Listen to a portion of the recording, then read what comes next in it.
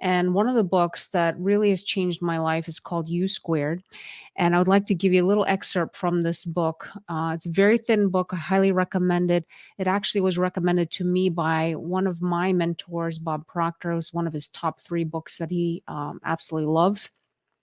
And it's an amazing book on how to square yourself. So that's why it's called U Squared.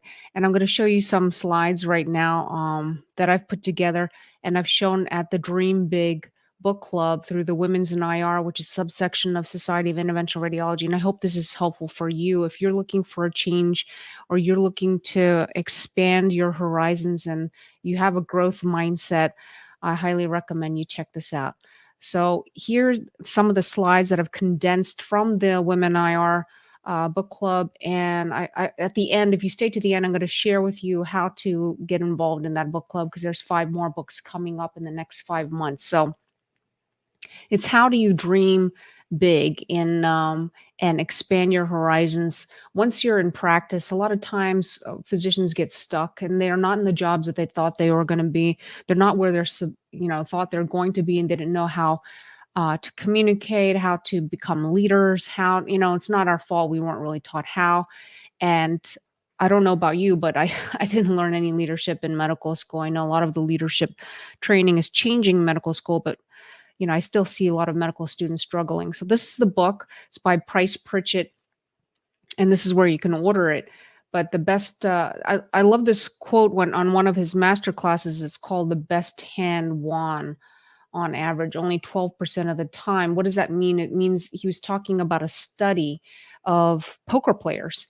And it's interesting to see that you would think that the people who had the best hand in poker are only 12% of the people who actually win in this particular study. And it's those people who use their minds and were able to get the results that they want, despite what they had in their hands, that made a difference. So U Square is kind of using the same concepts. You don't have to have the highest grades or been to the best institutions or had all the knowledge and you have extra degrees. It's how do you use the knowledge that you currently have, and how do you continue to grow to get the results that you want to make a high velocity it's a high velocity formula for multiplying your personal effectiveness in quantum leaps. These are the books that we're reviewing, and some of them are going to be reviewed by the author themselves. And I'm so grateful to have such a wonderful group leading these books. I just did the one on U Square. We're going to get recordings out, and this is briefly the schedule. So stay tuned towards the end on how you can be involved in that, because we have plenty of space. Okay. We didn't learn much leadership and training in medical school. A lot of people collectively say that. And as a result, the people who should be at the forefront of medicine are not. And so part of U Squared is learning how to become that person who really is in the forefront. Okay.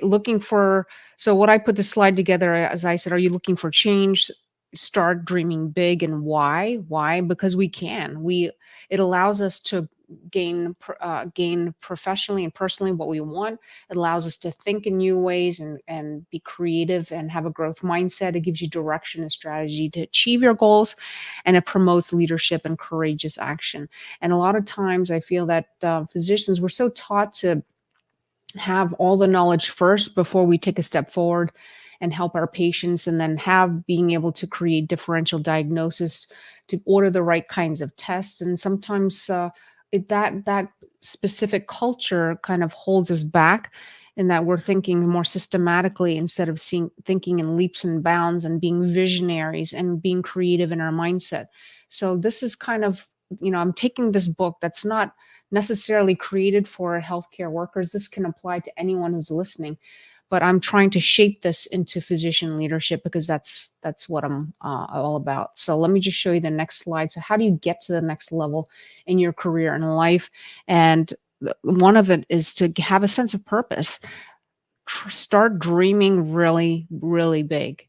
And it sounds totally not what I was used to hearing, and it's certainly causes a lot of fear, but that is the way to get started, to understand what you're all about What is it that drives you? Find out what your strengths are, and then develop that sense of purpose by creating that big goal, that visionary goal for you and your organization. That might be your personal goal and your professional goal.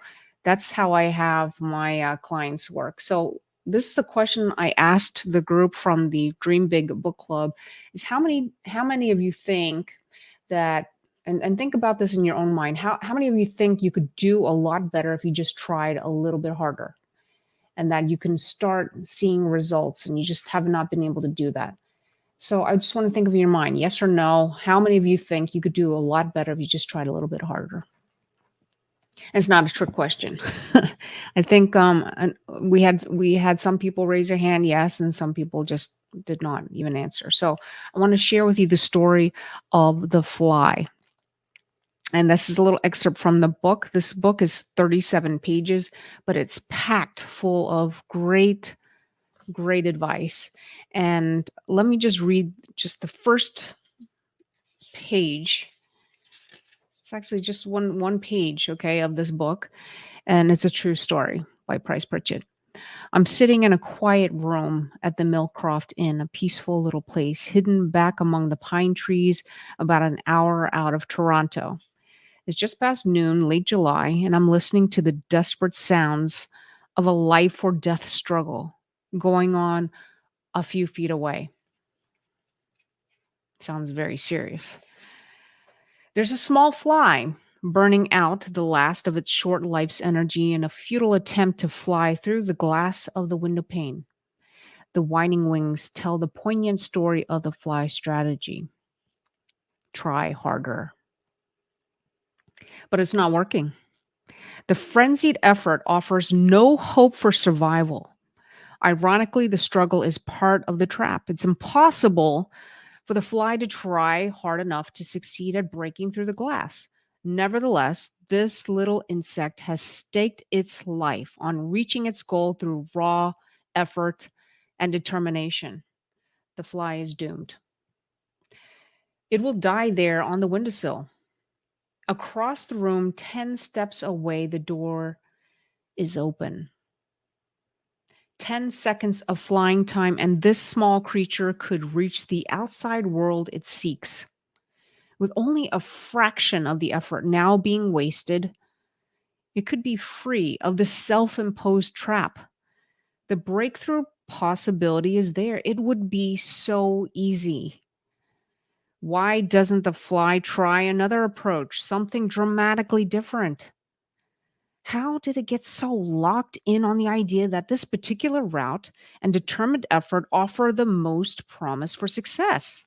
What logic is there in continuing until death to seek a breakthrough with more of the same?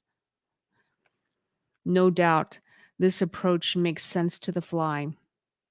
Regrettably, regrettably, it's an idea that will kill. Trying harder isn't necessarily the solution to achieving more. It it may not offer any real promise for getting what you want out of life. Sometimes, in fact, it's a big part of the problem. If you stake your hopes for a breakthrough on trying harder than ever, you may kill your chances for success. Price Pritchett. Now, what did you think of that? Sounds like some of us, right? Trying harder. And, it reminds me of my everyday. I see what we do every day, what I do every day, what people in my team do every day is, I hear things like, well, we told them and we told them and we told them and they still won't listen. And I'll continue to try and tell them. And sometimes this trying and telling them is not working. So what do we need to do? We need to stop and think, what else can we do to engage our employees to listen? So he's talking about personal and professional goals. I'm talking about, he's also a big organizational leadership and a consultant to multiple companies. And let me just continue with the slides here. So people say, well, I don't know, that sounds so easy, but how? dealing with burnout. I have so much on my plate, Elsie. I don't even know what the heck I'm supposed to do next. How do I even fit an ounce of time into my everyday to even start dreaming big? And what I'm saying is sometimes we need to back up. Sometimes we need to say no when it's not working. And sometimes we need to rethink about our life and how we're approaching it, how we think about it, and just that awareness piece of being able to say, you know what, I don't know if I'm even approaching this the right way. I don't know if I'm approaching my life the right way. I'm not happy where I am. Let me stop doing the same exact things every day and hoping for a change. And so sometimes that means taking time for yourself and making yourself a priority if you haven't been, and giving yourself that 15 minutes a day to think about what else is there here for me, and am I can how can I shift things, not necessarily leave where I am, but how can I make things better in this environment? How can I be part of the leadership to show and to say and be a voice for other physicians and other healthcare workers and what needs to happen? And people say, well, Elsie, they're not listening, they don't listen to us, we tried. And you know what, sometimes we cannot put our hands up like this, and we need to collectively think and be creative about what else can we do. Sometimes it does mean that you have to leave the environment that you're in and start dreaming about possibilities for yourself. And maybe you are in the wrong environment, but as leaders, what if you're the leader in an organization, we need to think, okay, how can I make this better for our employees? How can I shift things because it's not working? People aren't listening, people are burned out. We need to strategize. Maybe we need a leadership program. Maybe we need to rethink how we're going for our vision. Are we communicating enough about our vision? Are we aligning our employees in the same pathway so that they know that we all know where we're going? And are we listening to our employees enough to understand what's going on in the value zone, where the value is happening, where the transactions between our customers, our patients, our referring community, and what we're delivering is being met? Are we allowing that feedback loop to happen so that leaders can make the changes that are and be able to see, since we're not there in the forefront? There's so much to what I want to convey, but this is just a short talk, and I am so grateful to have this kind of book. I'm so grateful to Price Pritchett, and also to the chair of the Women's in IR right now, Nishita Kothary, who even thought of this whole concept of doing a Dream Big book club. So thank you, Nishita. Now I want to share with you a video of this seems so poignant to what we're all about as physicians, because this is Price Pritchett in the middle here, okay, and he would just so happen to be walking outside on the streets after this paradigm shift meeting, and he ran across some of the attendees, and they stopped him and they recorded it. So pardon me that the recording is going to be a little bit hard to hear. So I'm going to try. And I want you to hear just a small clip of this video, because he's answering one of these guys. He's an engineer, he says, and he goes, well, I understand what you're trying to say about squaring yourself and that we need to think differently. And the chapters are all about how do you ignore the conventional? How do you, start dreaming big, and how do you rely on unseen forces? How do you start? Let me just read some of these. How do you choose different sets of risks? How do you trust in the power of pursuit? How do you seek failure, get uncomfortable, open your gifts, fall in love, look inside for the opportunity, blah, blah, blah, blah, blah. And some of these are on that. And he said, you know what? You're not reading the book. You're not paying attention. Go back and read the book. In fact, I wrote a second book on strategy because everyone kept asking me on how, and all I did was write the exact same thing, but in different words. And so so I want you to listen to this, because he also does give some tips in the end, and I want to add to that about what I find and what I have my clients go through to get results. Okay, so let me just stop share here, and I'm going to go right into sharing with you the video from the YouTube. And here it is. Our specialty at the company is merger integration strategy and large scale change management. You've got this thing U2 over here. I wrote it in 1989. And it was about you don't have to live your career incrementally like climbing up a ladder. You can go from step 4 to step 8. Astro Teller, who is the director of Google X Labs, you want something that's about as current, about as leading edge things on. One of his quotes I love, he says, "It's often easier to make something 10 times better than it is to make it 10% better." Wow. Wow. And that's kind of what do you need to do that? I mean, is that easy? As you stated in your book, The Quantum Leap, is that really that easy? Because I come from an engineering background. I'm an engineer, and I know a little bit about quantum physics. And He starts in a prayer. yeah, so how? I mean, is that easy? That's the thing. People complicate this so much. So I wrote U2, 37 pages, 35 pages, whatever. People would always ask me, "I love this book. It's changed my life. But how do I really do this?" And my answer was always, "You're making this more complicated. Go back and read the book. Do what the book says." Still, I get these things. So then I wrote a sequel called The Quantum Leap Strategy. You may have said it. And I even followed the same chapter headings mainly. Yeah. Just articulating the point with a different set of words. And I did put in the Quantum Leap Ritual, which is this mental thing. I added that in the Quantum Leap Strategy. But there are 4 things. It's kind of, what's the minimum effective dose for making a quantum leap? All right? Well, first of all, you got a clear aiming point. Let me Go to our website and go to on the toolbar, click on U2, and you'll see our thinking there. But first of all, you got to have a clear aiming point, and it needs to be super high, super challenging. So, and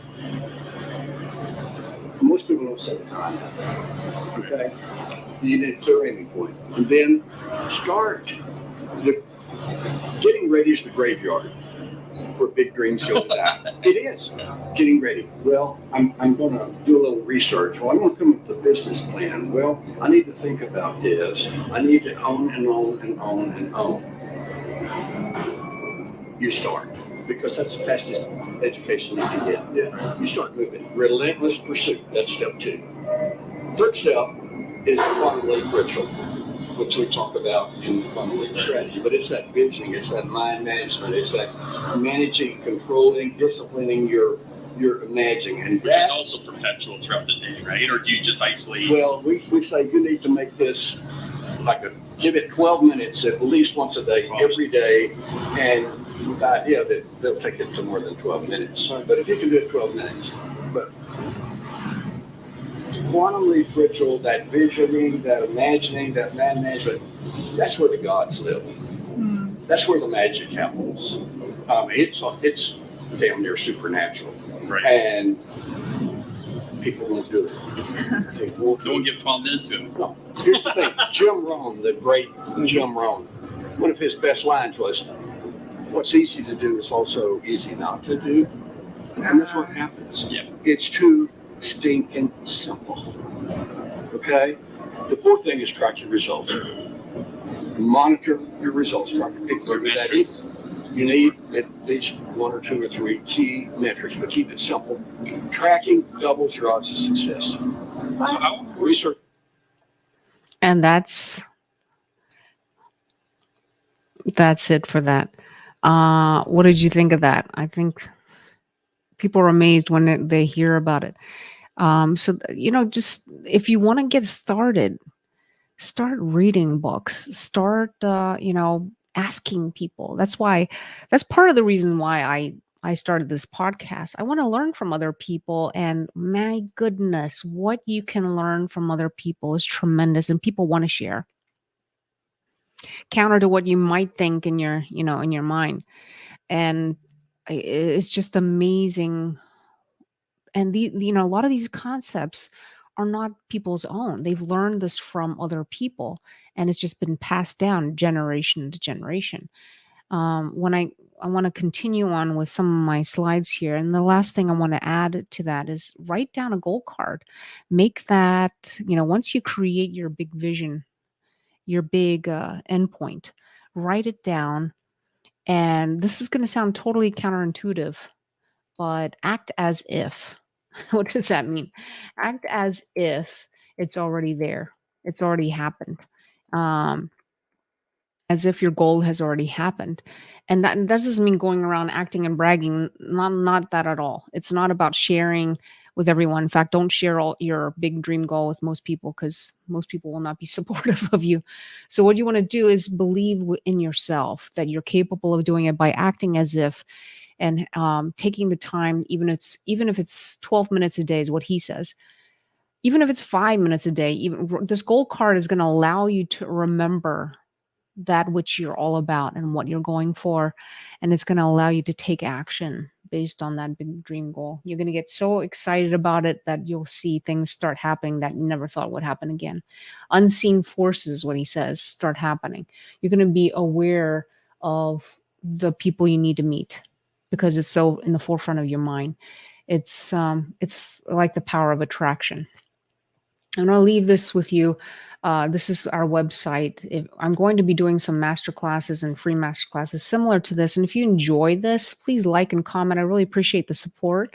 And what I'd like to do is probably do some more of these book reviews really quickly for you. If you're a woman in IR, for you're a woman physician, if you're interested in hearing some more about the book clubs that we're going over in Women's in IR, I do ask that you go here to sirweb.org and register. Okay, the next one's in October, and we have Unlocking Your True Self by none other than Jennifer Hunt.